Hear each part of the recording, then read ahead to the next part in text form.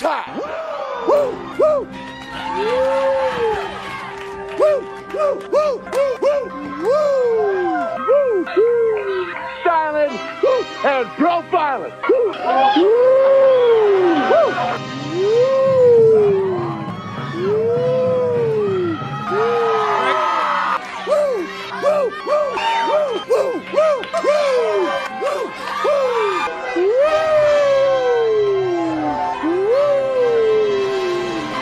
it's live and in color. Woo! Woo! Woo! Woo! Woo! Woo! Woo! Woo! Welcome to the Mafia Sports Report. I am your host, Tommy. If you haven't subscribed, please subscribe, hit that thumbs up. And guys, today, man, I have a special guest joining me today, former Buffalo Bills offensive lineman Marques Sullivan, and got a little video package here.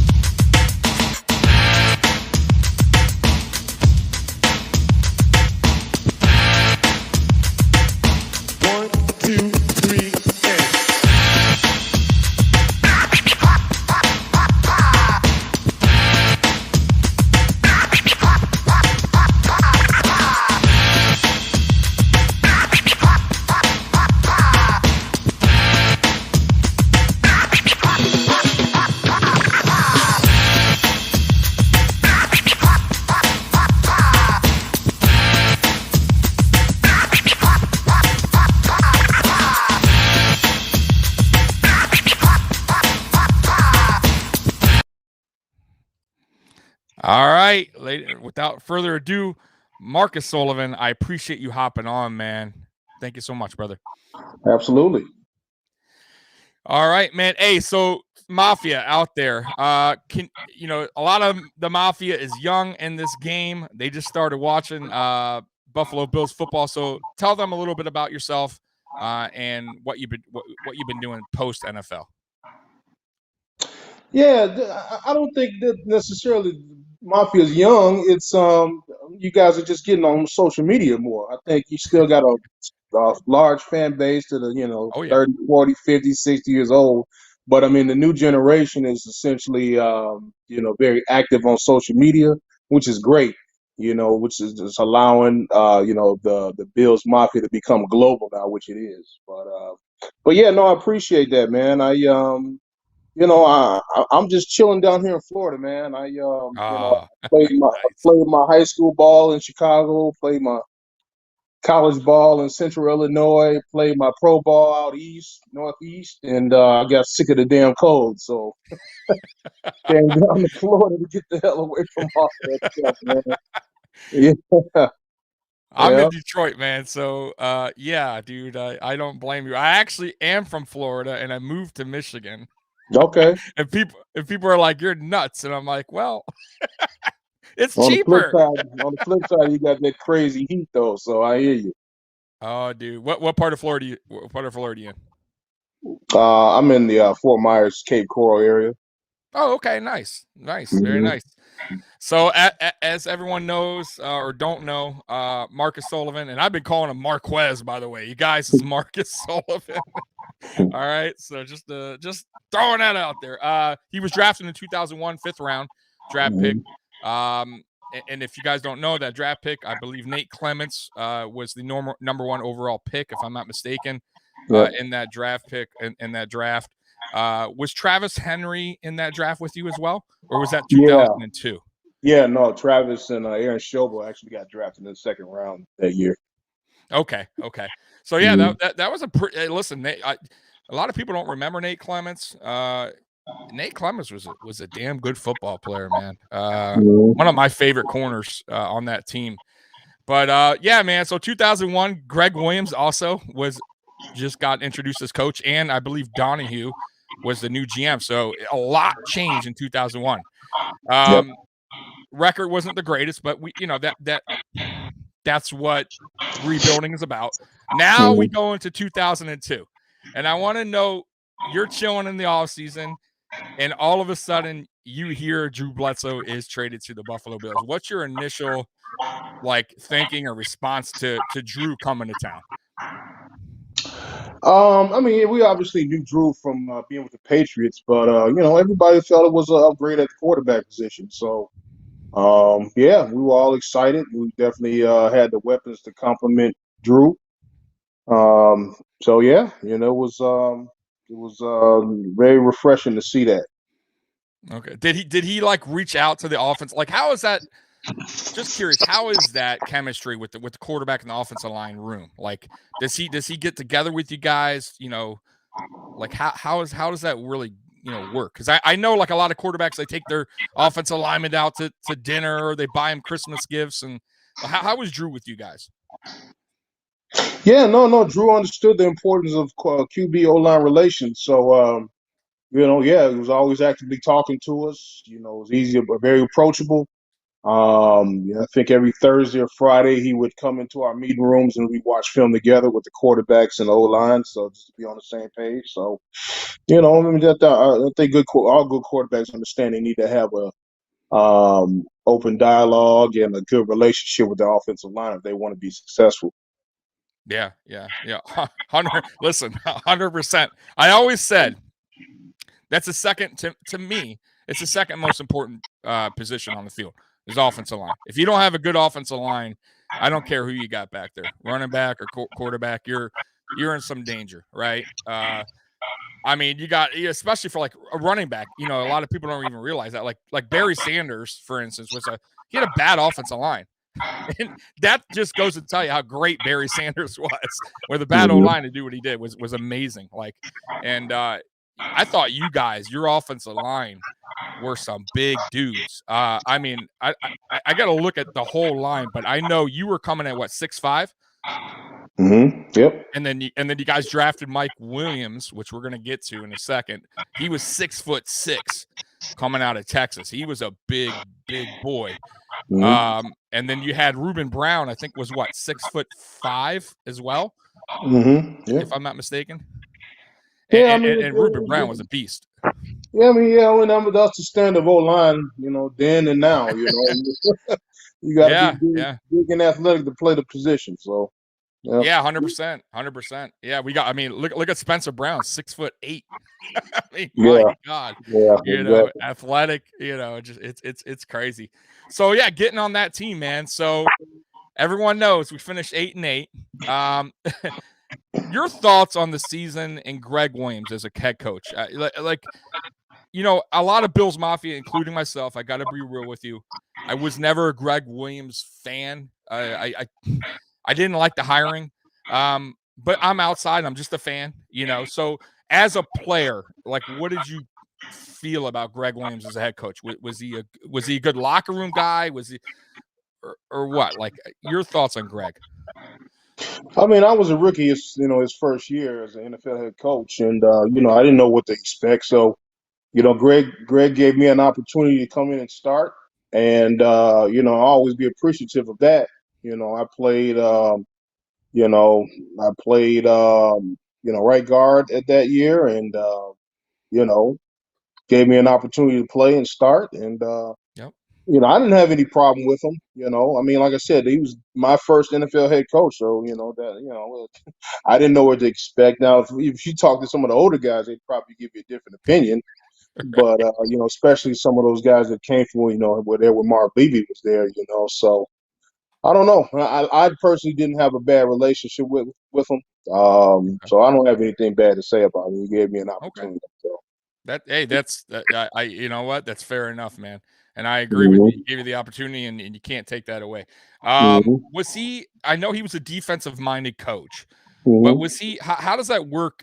As far as coaching, was he involved a lot with the offense, or he kind of was more towards the defense? No, he was definitely. Greg was a. And you find that a lot with the NFL NFL head coaches. They're CEO, man. They manage the whole team. So yes, Greg, obviously being a defensive coach, he would spend a little more time with the defense, but I think any NFL coach, and any good NFL coach allows their assistant coaches to coach. So I also played with the Patriots. You saw it with Belichick as well. He didn't micromanage anybody. He let those guys coach. And if you're going to pay these guys hundreds of thousands, millions of dollars to be a football coach, you have to rely that they can coach, and manage their, football teams are compartmentalized. So you have to be assured as a head coach that your guys can do their job. You shouldn't have to come in and micromanage any coach. If you're paying them that amount of money, give them that much responsibility. So. Yeah, no, I agree. I totally agree. And the current, obviously, Dable left, but yeah, I kind of feel like with McDermott, he's jumped in a few times with Frazier, but he's he pretty much let them do their job, and it's good. The rest of the team, I want to go through, because 8-8, as a Bills fan, man, I've been a Bills fan since '89, forever. By the way, guys, I want to wish you a happy early birthday. I know your birthday is next week, correct? Yeah. All right. So, hey, everybody, wish him a happy birthday, Marques. What are you turning, 43, 44? 44, yeah. Oh, nice. Okay, well, happy early birthday, bro. Appreciate Nathan, coming in with a quick question for you, Nathan S. Marques, who are some guys or coaches that you really gelled with, and do you have any stories? Yeah, obviously the guys that I got drafted with, I spent the most time with them. Tony Driver, he was a 6th round pick from Notre Dame. I actually met Tony at the Senior Bowl in Mobile, Alabama, and we happened to be roommates at the Senior Bowl, and we hit it off. We knew some of the same people. Had kind of similar background. Just being high ranked high school players, and just him and his and my personality real aligned. So it happened. A year later, we end up getting drafted to the Bills, and we end up being roommates again. So, I've always, always loved that guy. He's got a beautiful family now, and he's one of my good friends. But as far as coaches, I couldn't really say I'm gelled with any of the coaches, man. It was more so, hey, we come to work, we do our job, we go to hell home. So, so I really couldn't tell you any stories about the coaches, man. It's more so you just come in, do your job, do what you're supposed to do, and hope you got a job the next year, Right.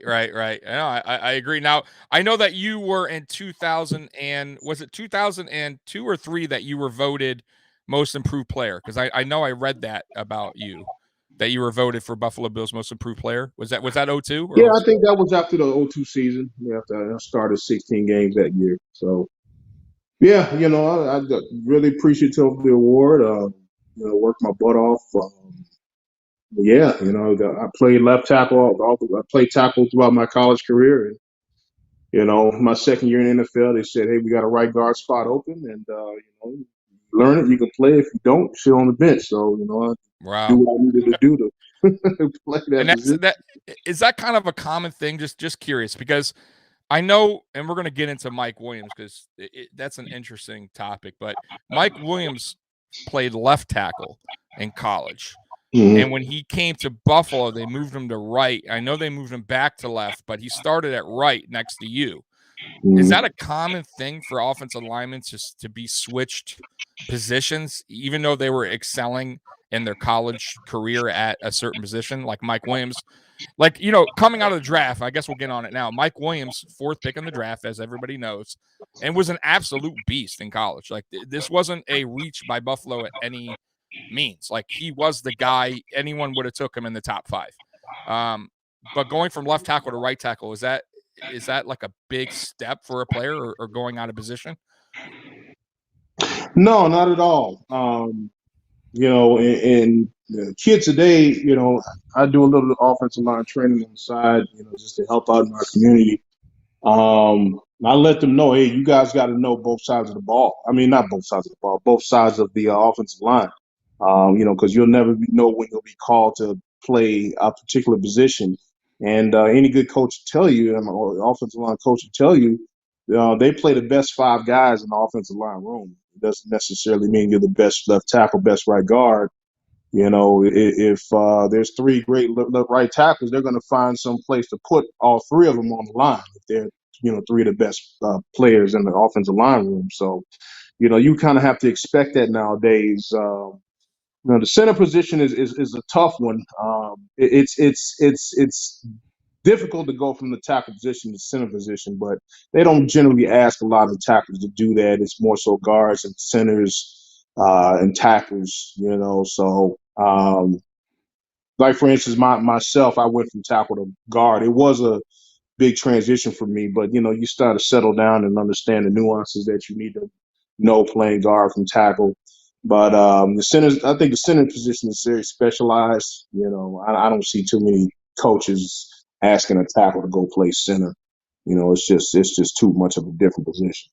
Right. Yeah, we got a guy in Ryan Bates, by the way, who will be a free agent, who's I feel like the Bills need to really sign because he's one of those guys that it could play any position, which is I don't know if that's a rare thing, but he seems like he could just go in any left tackle, right guard, left guard, center. It's those guys don't probably come around often, would you say? Yeah, I'm not saying that it can't be done, but this is the NFL. You have to be able to excel in that position.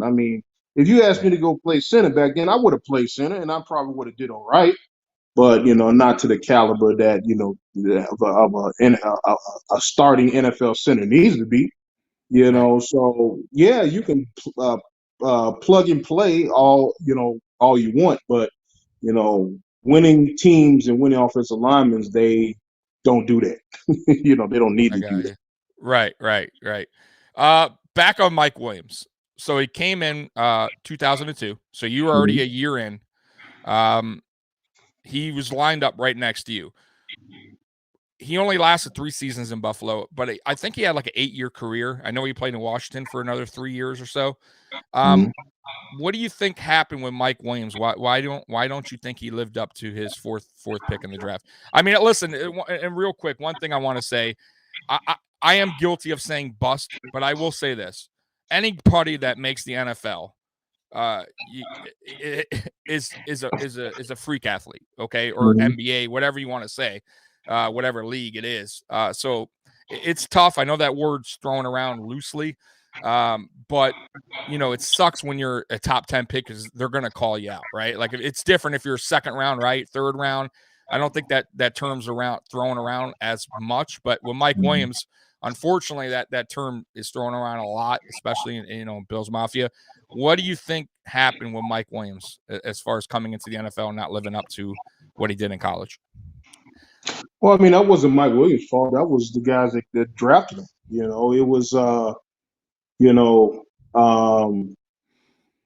we didn't need Mike Williams at the time, but Donahoe's philosophy was draft best available. But we already had a good core offensive line coming in, and they drafted him, which I understand. They also brought Brian McKinney in too, so I think it was between him and Mike who they were going to draft. Because I remember Brian McKinney came on like a visit before the draft. That's a big ass dude right there, boy. But anyway. Yeah, from the U, buddy. Yeah. I'm a Hurricane fan, so I remember him. Yeah, he was a beast. Yeah, Mike came out of into the draft after his junior year, I believe, and they asked him to start as a 21-year-old kid. That's tough on anybody, and along with that, they gave him a boatload of money and he was the number 4 pick. So, I ask people all the time, what the hell were you doing when you were 20, 21 years old? If somebody gave you $16 million, how would you handle that? So the result, and like I said, Mike did well with his money.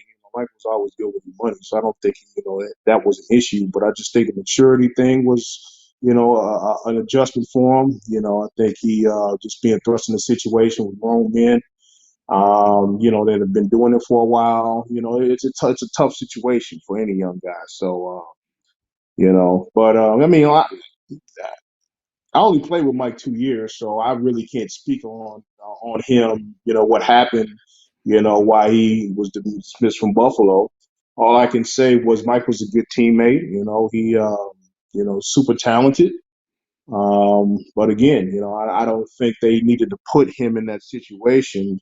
Especially starting right away. They could have had him, sit behind somebody and learn for a year and just let him get adjusted to the NFL. So Right. No. it's unfortunate that they do these. They think they're just going to throw tens of millions of dollars at a guy and he's just going to automatically be ready for the NFL. It's just not the case. No, that's fair. I actually got a question. I got a co-host. I do a show, Marcus, on Friday. He couldn't be here today, but he had a good question that was kind of similar to this Mike Williams subject that I'm talking about now. He's talking about Cody Ford. So he's saying when a player is drafted as high and has a high potential and a big ceiling, let's take Cody Ford, for example. Is it a scheme issue? Is it a lack of drive on the player's part? Is it a coaching issue? What doesn't the fan see that goes into a player not reaching a ceiling? What's wrong with Cody Ford? Well, Cody Ford, I mean, he was a second-round pick, and a lot of Bills Mafia is tough on him. He just got drafted a few years ago, right? He did in 2018. So they moved up to draft him in the second round. I believe they traded for him, traded the pick to move up to get him. And I think they were just throwing him around a lot of different positions. So he went from, I believe, left tackle to left guard. And I think he went back to right tackle to right. Like, they've been really just throwing him out, and he just hasn't worked out. And a lot of Bills Mafia, you know how that is, man. I'm sure you know how that is. They're when fans, don't like what's going on, they're going to express their feelings, especially on Twitter. So basically, is it what he's asking is could it be a coaching thing too? Could the offensive line coach just not be working good with Cody Ford, or is it just maybe a new environment, a new philosophy? I can't tell you, man. I can't tell you just from my experience in that situation. It could be a coaching issue. It could be something on Cody's part. It could be schematic. I don't know. Right. It could be A, B, or C. If the Bills feel that they need to move on, then they move on. I mean, no hard feelings. Cody will understand. Cody may go to another team and thrive. It's just the nature of the business. Sometimes it works, sometimes it doesn't. But as long as the guy's coming to work every day and he's busting his ass, man. I mean, that's all you can ask for. It's not a situation. NFL is a tough business, man. Not everybody's going to have 20-year careers like Tom Brady. So it's essentially you go in, you work as hard as you can, you try to do what you're supposed to do, and that's all you can ask for, man. If Cody's doing that, then that's all you can ask for. It's sometimes it just doesn't work. Like I said, he may go to another team and end up being a Hall of Fame. You never know, and it certainly happened in many situations. So, I agree. Listen, Wyatt Teller, as many Bills know, we traded. We traded Wyatt Teller away, and he's become one of the best guards in the league with Cleveland. So, I mean, what does that go to tell you? We let Jason Peters go. He's going to be a Hall of Famer. Great example. Great example. I'm glad you. Yes. It's an unfortunate story of the Buffalo Bills. It's that's the frustrating part about the Bills, man. Management. It's very frustrating, man. You ask yourself, what. The players are going to be the players, man. The players are going to be the players, but I equate everything from the top down, man. It starts with the top guy. If your organization's not doing well, it's his fault. So you can blame it all on the players and the coaches you want, but I mean the Bills haven't been to the AFC Championship game in how long? So we went last year. We went the year before. I'm sorry, Super Bowl. I didn't mean that. I meant Super Bowl. Yeah, Super Bowl. Yes, Super 94. Right. So it's what's the problem? Can you keep blaming on the players and the coaches? I don't know. Yeah, I love that you brung that up. actually, Marcus, because I preach that. I mean, honestly, daily about really just any team sport, NFL, NBA, MLB. It starts from the top up. And as a fan, when I was young, I didn't get it, right? Like I always looked at the players, right? It's because you're not mature enough. You're only watching the game, and you don't understand that it starts from really ownership, getting the right GM, getting the right coach, getting the right assistant coaches, and then the players. That's how it works, right? That's how you form a team. That's how you're on the same page. And it still happens today where coaches and GMs aren't on the same page and they're playing tug of war. And you got players that are in the locker room not agreeing with the coach's philosophy, and then you got coordinators not working with the head coach. It's just like it could be a real mess. In Buffalo, to be honest with you, like I said, I've been a fan since '89. It's been a mess all the way up until we got Brandon Beane and Sean McDermott, in my opinion. It's been a rocky road, a wild ride. Coaches and GMs come and go, and I don't see how any player can, like, if you're like, and I'm going to bring up another guy, Eric Moulds, who I think should be on the Wall of Fame. He was with the Bills for 10 seasons, and I feel so bad for him because he should have left. I'm going to be real with you guys. He should have left, in my opinion, because he gave his heart, his soul, his best years in Buffalo. And he went through 3 different coaches, I believe, or 3 or 4, 2 different GMs, or 3, 5 different starting quarterbacks, like different coordinators, different schemes. How can a player ever excel or win any, like, I guess So I that's gotta the ask thing. you, I like, mean, he should be on that wall because he excelled in 4 coaches. Hey, thank you, Marcus. No, honestly, I've been bro, out of everybody, I hear it. There's some people saying, Fred Jackson, and I love Fred Jackson, but let's be real, right? Eric Moulds, what he did, the numbers he put up on a consistent basis with different quarterbacks is amazing. And that's all I can say about Eric Moulds. I absolutely love Eric Moulds. I think he's underrated in this league. If he was somewhere else, I think he would have been in the Hall of Fame. I'll be real with you. If he was with a good quarterback, a good coaching staff, we would have seen more than 10,000 yards. He was that dude. Saw him. That's my point. It's we've never lacked for talent. I mean, along with the offense, like when back in the early 2000s, along with the offense of guys that made the Pro Bowl. I mean, we had Pat Williams, Nate Clemens, we had Lawyer Malloy, we had Takeo Spikes. I mean, we've had Troy Vincent. They were all on the same. We had, they were all on the same defense at some point. Sam Adams. I mean, these are all guys who've been Pro Bowlers and before they got to the Bills or after they got to the Bills. So what happened when all this talent got on the Bills? So I don't know. So I agree. London Fletcher, and forgot about London. Right? Yeah, definitely needs to be in the Hall of Fame. Absolutely. Oh, I agree. I think Hall of Fame for sure. Like, he's earned it. That dude was a hell of a player, man. But I mean, on top of all that, you got London on top of it. So I mean, you had more talent on the defensive side than you did on the offensive side. So I agree. I totally agree. I got Nathan coming in with another question. He asked, what's the best player you ever faced and guys you hated playing against? Oh, the answer to both questions, Jason Taylor. Yeah, people ask me all the time, who's the hardest guy you went against? I'm like, I don't hesitate. It's JT. He was awesome. And what was it? His speed, or is he just everything? He had speed, strength.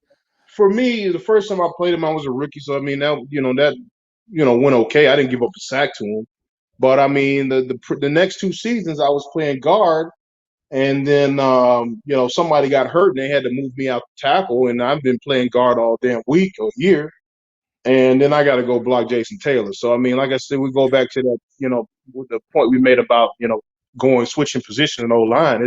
It's difficult, it's difficult to go from, you spend some time in one position and then they just abruptly ask you to go out to a completely different position. And on top of that, you got to go block a future Hall of Famer, so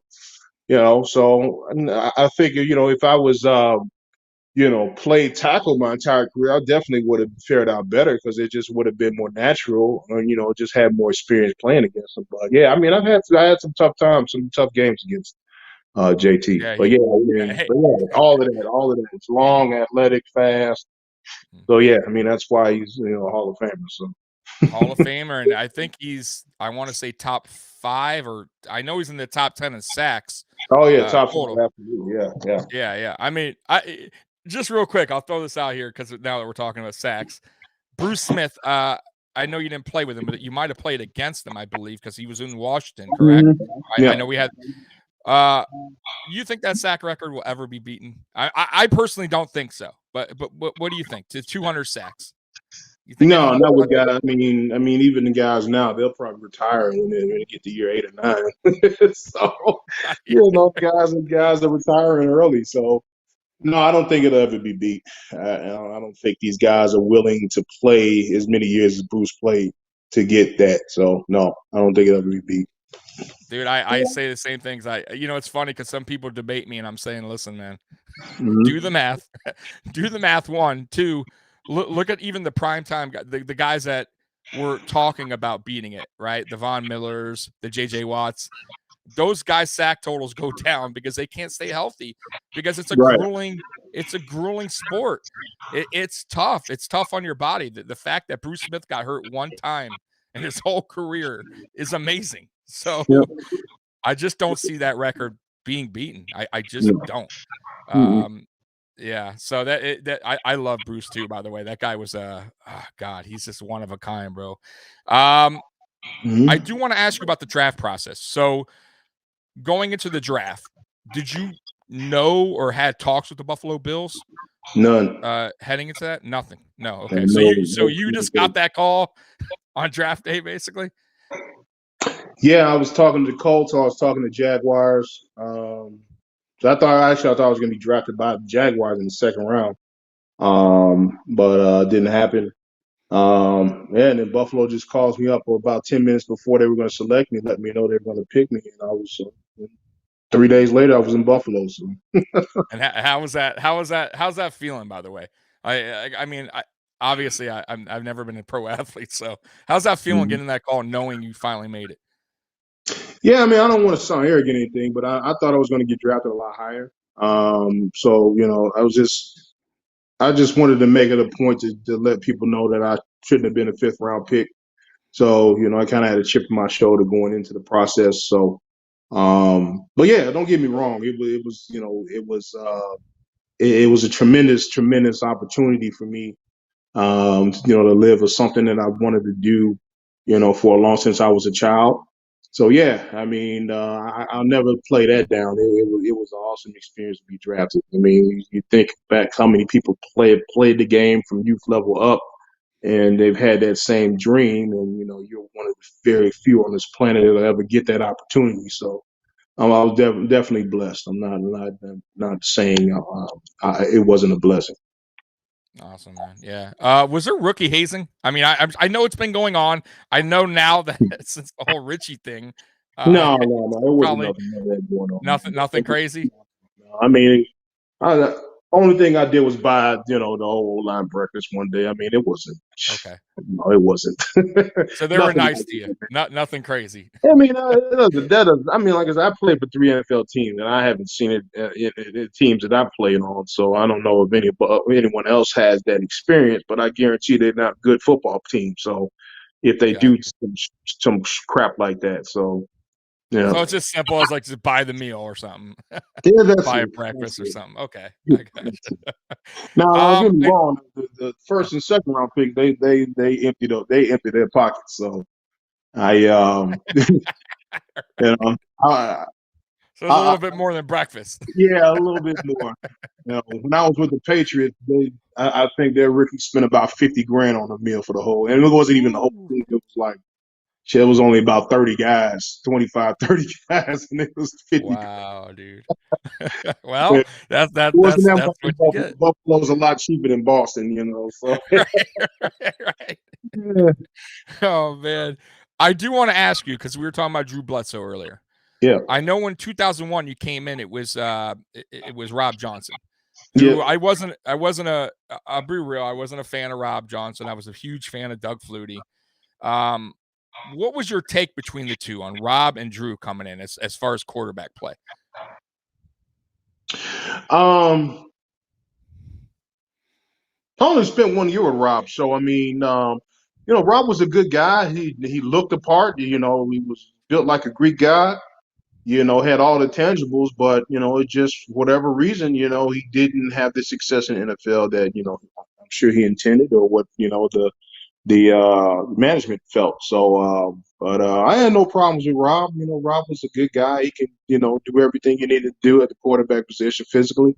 But for whatever reason, it just they decided to go in a new direction with Drew. Somebody that's been to 2 Super Bowls and that had the experience and was available. So like I said, it's a business, bro. No, What it is. it And is what everybody gets it. Everybody, I mean, hell, even Tom Brady got didn't even get cut or whatever, released. So it happens to everybody. Speaking of Tom, by the way, speaking of Tom, I know you play for the Patriots. How was the young Tom Brady? Was the young Tom Brady the same Tom Brady we're seeing today, or was he a little bit more humble? I know I'm not saying he's not humble now, but how was the young Tom Brady? Yeah, Tom's one of the best human beings I know, man. Tom's a good dude, man. And I, I challenge you to find a teammate that played with him that ever say anything bad. When I know, the media has their opinions of him. They think he's whatever. I mean, I get it. Him and his wife are close to $1 billion. His wife's a supermodel. He's got, he's handsome. So I get where the hate comes from. But I mean, I've got nothing but respect for Tom Brady, man. He's a good human being, man. He does everything he can to help his team win and just be one of the guys. He never treats anybody like he's better than anybody in that locker room. So, okay. But just from what I'm hearing, from later Tom, I don't think he hasn't changed. He hasn't changed. So. Yeah, I gotta say, that's one thing. Bill's Mafia hates Tom Brady, right? For some reason, I'm different, man. I hate the Dolphins. I'm not a Dolphin fan because when I grew up watching it, that was our rivalry. It wasn't the Patriots early on. So I had that passion. I didn't like the Dolphins. We had Brian Cox with the FU and to the fans. It was that was great. But Bill's Mafia hates Tom Brady because he killed us every season. So I don't hate him. I respect the hell out of what he did, what he's done. He's the GOAT. If we're gonna all be real, I can't. I used to, bro, Marcus. I used to hate it saying it because I used to try to say no, he's not. It's Joe Montana's the greatest. But bro, he has 7 Super Bowls. I can't lie anymore. He is the greatest. Let's be real. He's still playing at a high level, and he's old. He's how old is Tom Brady now? 43, right? 42. He's a year older than me. He'll be 45 next year. Okay, so guys, this year, yeah. That's amazing. I have a tough time getting out of bed. I'm 43, so come on, this guy's getting hit on the football field. It's you got to give him respect. So that's awesome. You do. You got to give him his respect, man. Absolutely. That's awesome. I think Marino's the best ever, but I mean, you know what's funny? You say that, Marcus. I Bills fans hate me because I say stuff like this, but I will say this, and I grew up in South Florida, and I'm a Bills fan. And I watch Marino, and I gotta say, Dan Marino is the best pure passer I've ever seen. Oh yeah.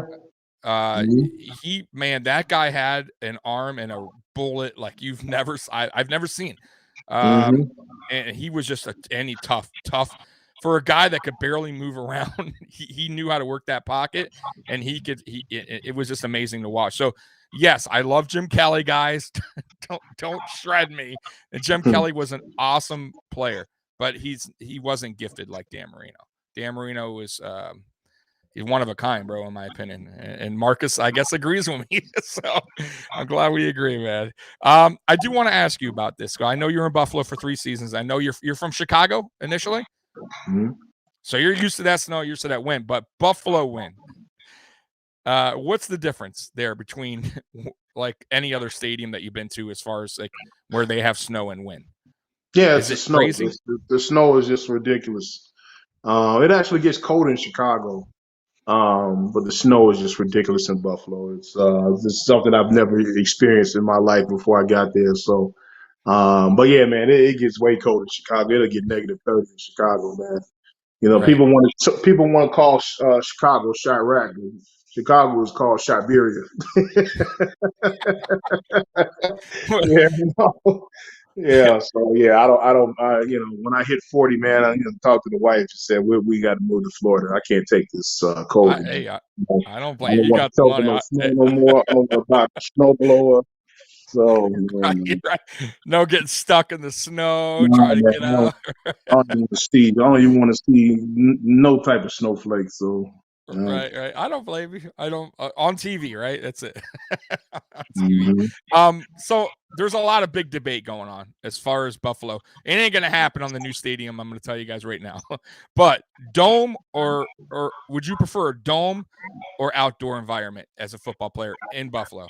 Like, does that work to your advantage, or you think it's just kind of you guys would play better, in a dome situation? Well, yeah, I look at it from a business standpoint. I mean, from the Bagula standpoint, I mean, a dome, you're going to be making more money. So, or, if you really want to put that bread in, you just make a retractable roof.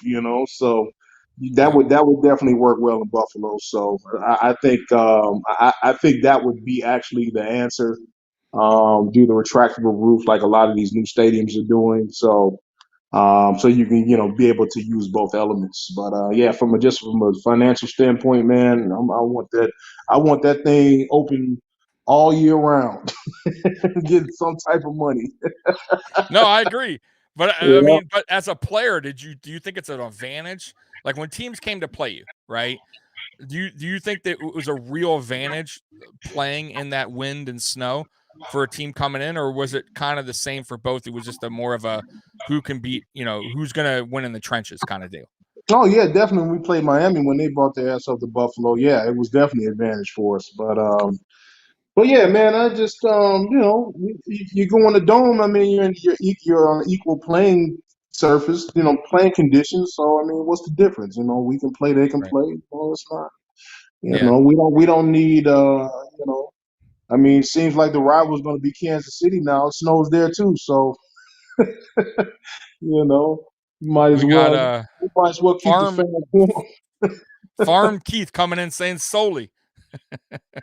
Yeah, yeah. Is that your nickname? Is that what you went by, or is this guy is calling Man, us I think they solely? call everybody the last name Sullivan Sully, but yeah, Oh, yeah. okay. But Hey, I yeah, was that's calling my Marquez, so that's what some people call me. Yeah. jeez. So I want to get to the new the 2021 Bills real quick. The offensive line. It struggled a lot for the first almost a little bit more than the first half of the season, I want to say. Then they started getting a little bit better in the pass blocking. The run blocking still kind of seemed like they just had their struggles. What do you think's going wrong there? Is that more of a personnel thing, or is that coaching? What do you think It's a happened? personnel thing because over the last 6, 7, 8 years, um, offensive linemen are drafted because they can pass pro. But the NFL is slowly moving back towards running the ball again. So, if you don't have guys that are used to that, then and that's exactly what the Bills are missing in my opinion. It's 1,000-yard rusher, 1,000+ yard rusher. Singleton is great. I watched him in college. I've seen him in practice at FAU. He is an outstanding football player, but he is not. He is not. We need more. We need a traditional 3-down back. He would be a good complement. Telling somebody more full time. But I mean that's the key, man, is being able to run the ball and not have to have Josh Allen, throw the ball 35, 40, 50 times. They have to be able to balance the offense, and that's the only way they're going to get over that hump with Kansas City. Yeah, no, I agree 100%. And just like you, I actually watched Devin Singletary at FAU because my friend went to Florida Atlantic, and he had called me or texted me, or I think it was Messenger. He told me, you got to watch this guy, Motor Singletary. And I thought, oh, get the hell out of here. It's FAU. And I'm a Canes fan, guys. So, but I'm like, you know what? I'll give him a watch. And this is in 2016, actually. So I'm like, all right. No, 2017. I'm sorry, 2017. So I turn it on. I look at highlights. I'm like, bro, this guy, and they're using him like a dog. Like that was, I believe Kiffin was the coach at the time. And he was just using them. And listen, for a little guy, 5'7", 210 pounds, he's a tough little bowling ball, shifty guy. He just doesn't have that speed. If he had the speed, I think he would be a dynamic player. But like you said, I think he's a good quality football player. I think he's a good second, down back. But we need, I think, a bigger back, a little bit of a bruiser, a little bit more speed. So I agree with what you're saying on Motor. Motor's a lot of people dog on Motor. He's a third-round pick, and I think he's given a lot to this team, in my opinion. But, people are all different, I like, a player I like, I actually talked to, I don't know if you remember him, Carlos Williams. Carlos, he was a good, if he didn't go through the little struggle that he had, he was a good back. He was exactly what I'm talking about. He had the height, the speed.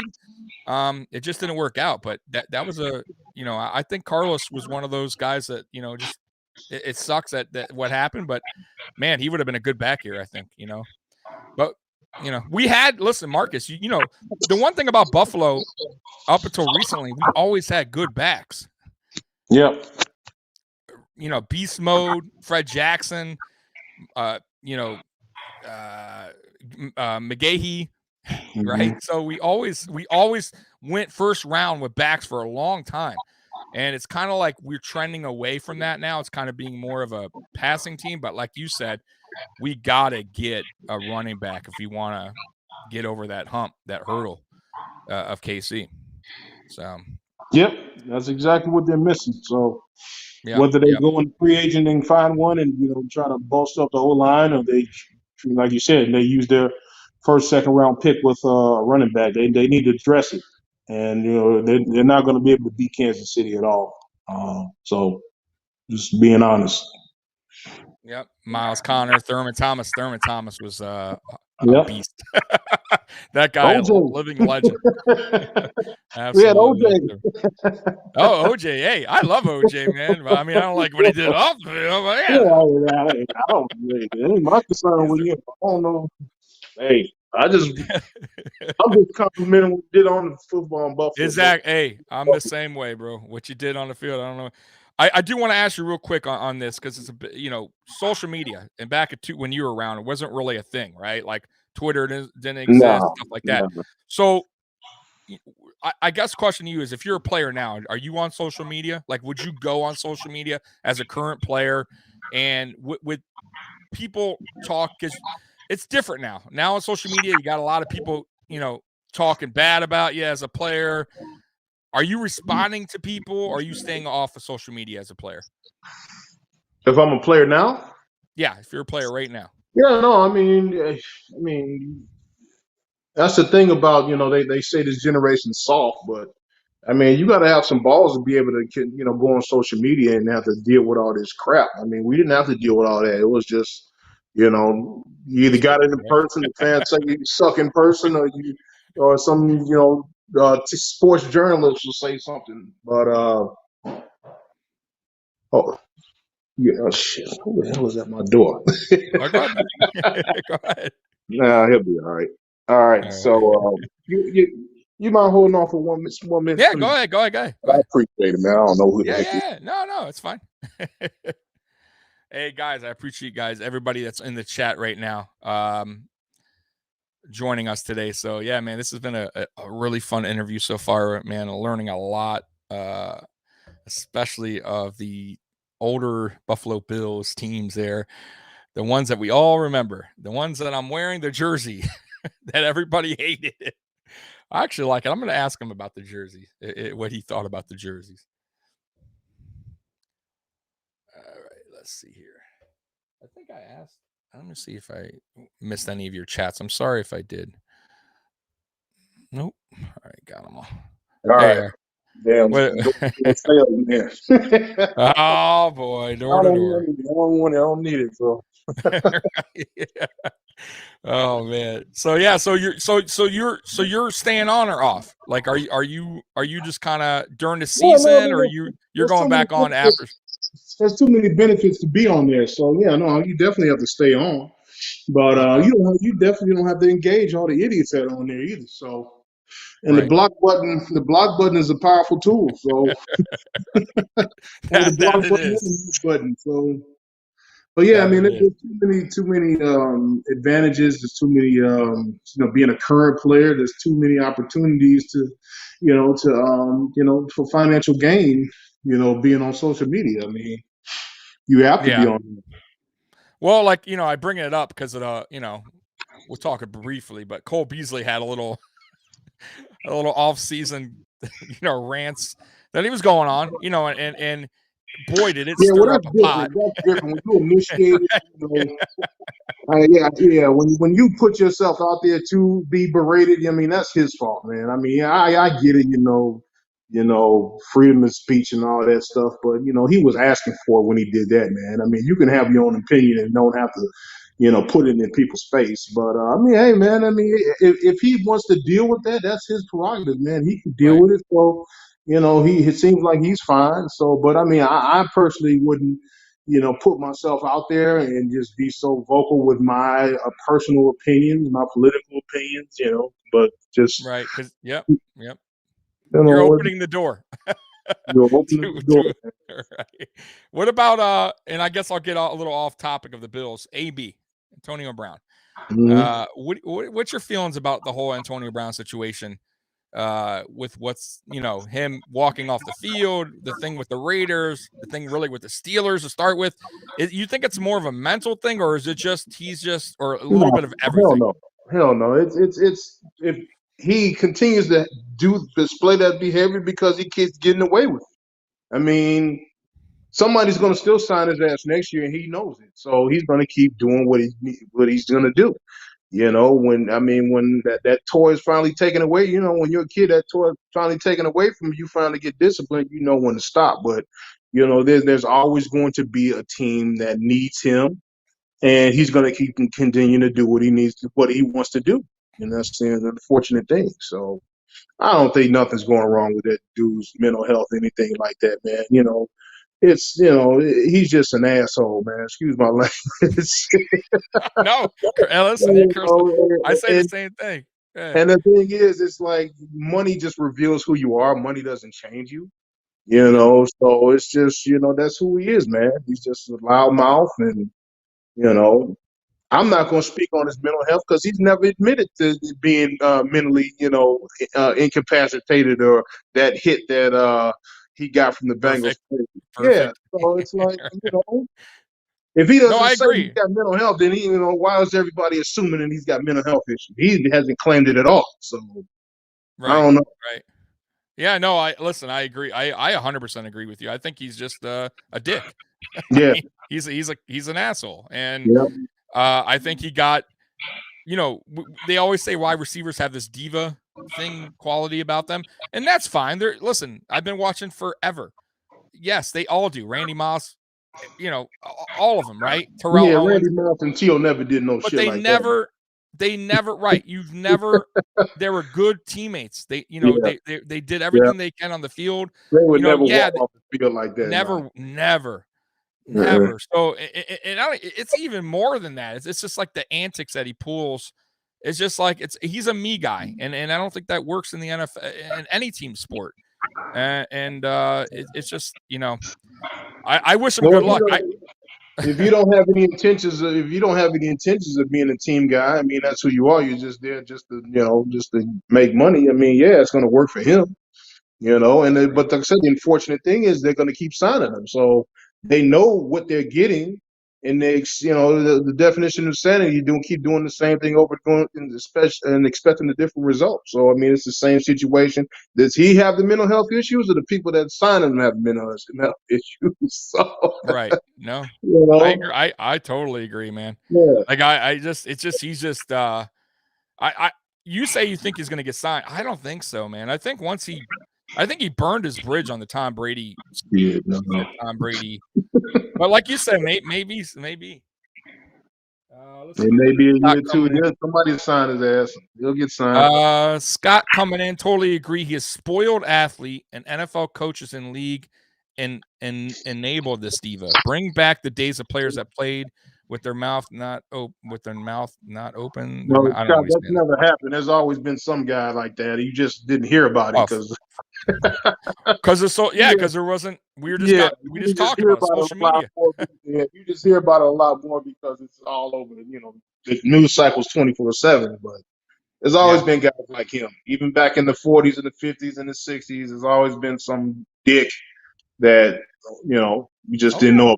Trust me. I agree. We were talking about social media and stuff like that. Reporters coming in the locker room. I saw something the other day, and the guy mentioned Peerless Price was one of the worst guys to talk to in the locker room. That he was an asshole. Me personally, I haven't had talks with Peerless, but he's always been nice to me on Twitter. Like, he retweets my stuff. He seems like a good guy, but is it more like just these reporters are pushy and you just don't want them in your face, like especially after a loss? Like, how is it as a player when these guys come in the locker room? I don't think when these folks go to school, if they even go to journalism school, I don't think they're being trained on how to actually have interpersonal relation skills. So I don't think they're even trained on how to even deal with different personalities. It's just like, I'm going to ask you questions. You're supposed to answer the question. If you don't, then I'm going to talk about you. So I think, like I said, I don't know if that's part of journalism school, but it needs to be, some type of education on actually how to deal with people with different personalities and know when to back off and know when to, ask the questions. So I don't think a lot of them practice that if they've learned it at all. So. Listen, I agree. Like if the guy just got beat by 40 points, the guy really doesn't want to talk. You can have a conversation with him later when he's calmed down.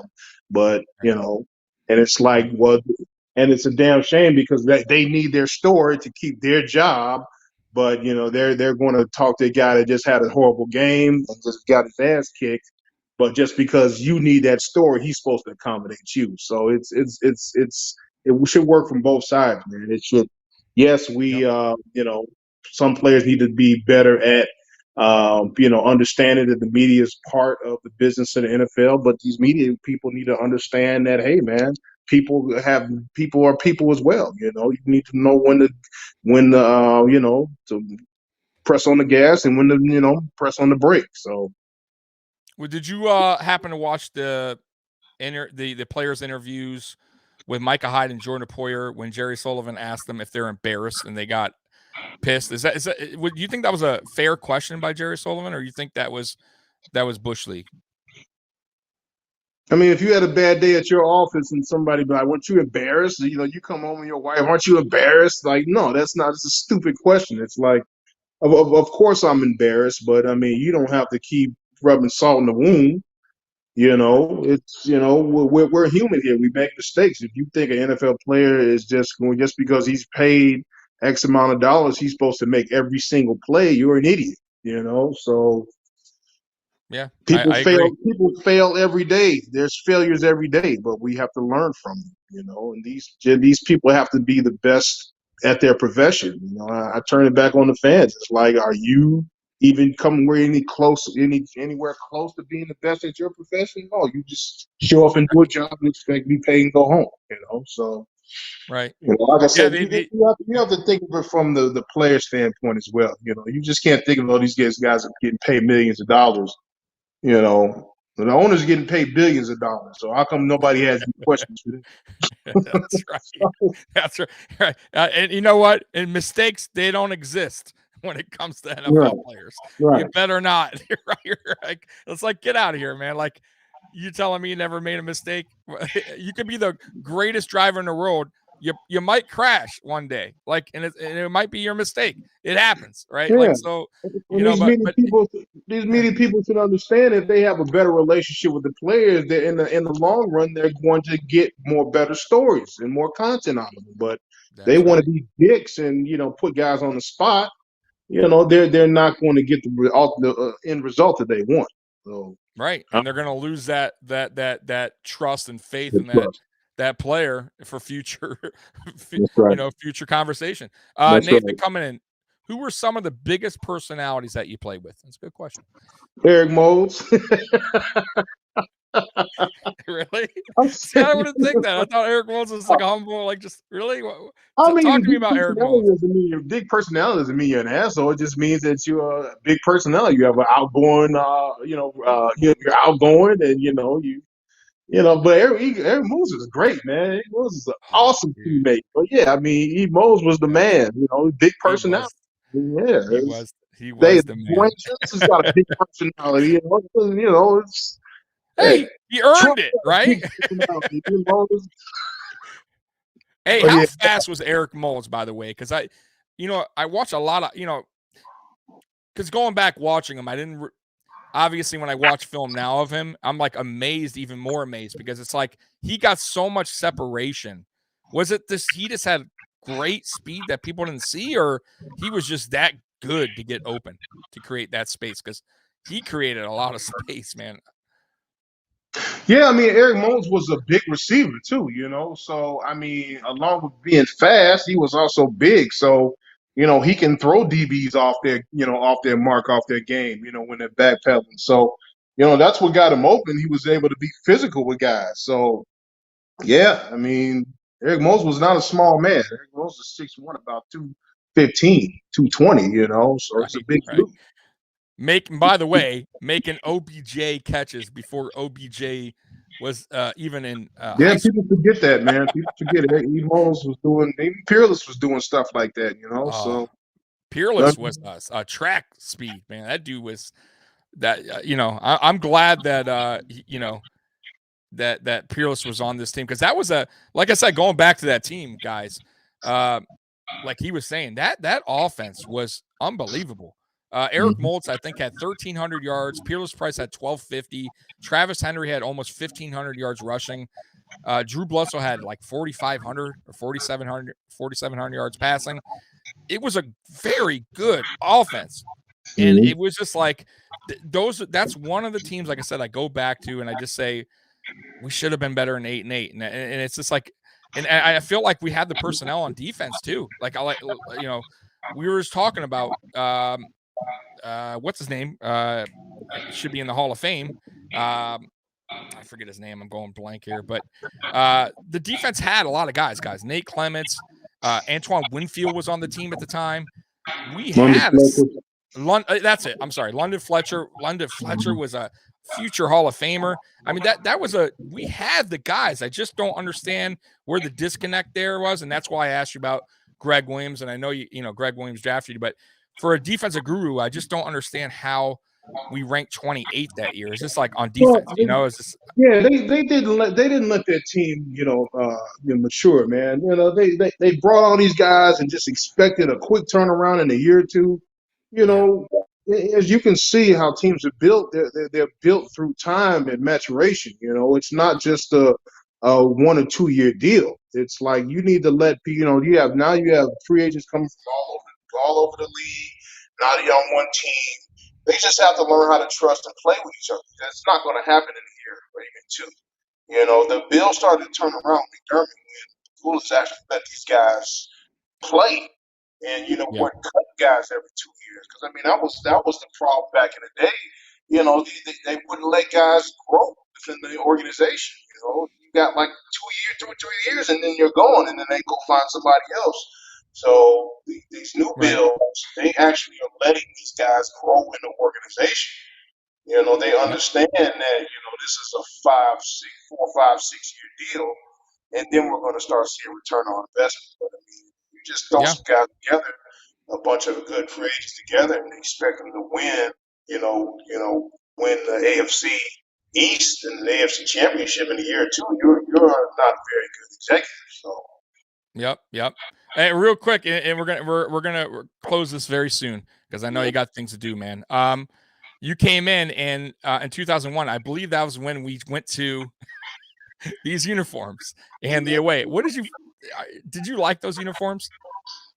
Man, I was just happy to play in a uniform, bro. I didn't like the white ones. The blue ones were dope, but I didn't like the white ones. The white ones, the away ones, yeah. Yeah. It's funny because that's the only Eric Moulds jersey. I got a brand new one. It's the only one I could find, and it's the white and blue one. And it's like, oh man, I can't find. They could have made it a lot better. It was just, I don't know. That should be a homework assignment for you. You should find out who actually designed those jerseys. Behind that. Who approved that, man? These were good. I like these. The ball blue was dope. I like that, Yeah. And then one more last question for you, man. That overtime loss, heartbreaking as it is, and I hate bringing it up even. What the hell happened in the 13 seconds in your eyes? Like, what went wrong there? What was that, a disconnect on the coaches? Well, the whole game, they weren't able to get the Mahomes at all, man. I think one was a coverage sack, and they sacked him another time. But I mean, there was no pass rush, man. That's how you beat good quarterbacks. You got to get to them, but. Mahomes, don't get me wrong, they had some good pressure on him, but they just could not get to that guy, man. That's a problem they need to address. And like I said, if they don't just resolve it, I mean, Mahomes is going to keep beating them. Right. So they got to run the football and they got to rush the passer, man. It's simple as that. Ain't simple, but I mean, that's, just from my perspective, that's what I see that needs to happen to take them over that hump. Yeah. At 13 seconds, I felt like they were playing it looked like a prevent type of soft zone. Yeah, they forgot that they had Travis. They forgot they had Travis Kelce over there. That's right. Like I don't know why they thought. I don't know why they were being threatened with the deep ball. When they got Travis Kelce right in the slot there. I don't. He's a hard cover for a linebacker, and he's too big for DB. So, but I mean, he was like wide open. Open field too, the middle of the field, which is that's why I don't know if that was a disconnect on Frazier. Well, the fans don't understand is we just got out coached. We got out coached. So. What's fun, Marcus? I am so glad you said that because I brung that up on my Friday show with my buddy, and he said, "No, I don't think we got out coached." And I told him, "We got out coached." That's exactly what happened. They don't want to admit it, but Andy Reid's been to a bunch of Super Bowls, man. And Eric Bieniemy, he's an awesome coach. It's like their coaches are a little more experienced than ours right now. So. Yeah, that's all it is, man. And I tell people all the time, McDermott's been a head coach for 5 seasons. It's not like he's been doing this for 20 seasons like some of these guys. So he's learning as the years go by too. So hopefully next season he knows what mistakes not to do, right, the second time around. And I think he'll get there. He seems like a smart coach, and like we were talking about earlier, it starts from the top, right? So I think they're doing their job. From the Brandon Beane to Sean McDermott, his coaching staff. We're gonna lose. We already lost Dable, as you know. It happened yesterday. And what's your thoughts on Ken Dorsey, by the way, real quick? I don't know. You don't know much about? Okay. Yeah, I think he could be a really. Like you guy, you Miami guy. Yeah, smart guy. But hey, man, Marcus, I really appreciate you coming on, man. Where can people find you at? And is there anything that you're doing that you want to tell people? Yeah, you can find me at Seafood Sullivan. I'm a Kung Fu fan. So SIFU Seafood, like Master of Kung Fu, stuff like that. Seafood Sullivan, SIFU Sullivan, SULLIVAN on Twitter and Instagram. And then right now I'm part of a prep school in the Chicago area that my wife and I run. We've been doing it 8 years, basically giving kids a gap year between high school and college to, get themselves physically and mentally prepared to go to college.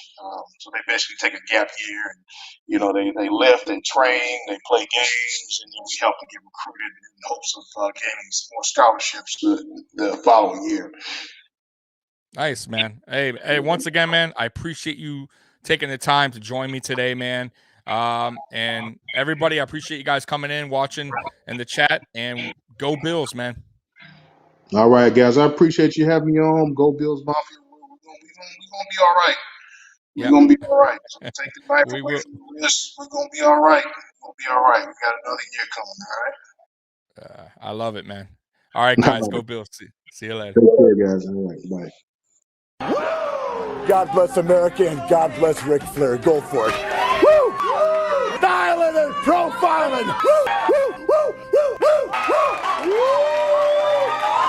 Woo! Woo! Woo! Woo! Woo! I've lost it. I've lost reality. And when I lose reality, somebody else pays the price of a lifetime.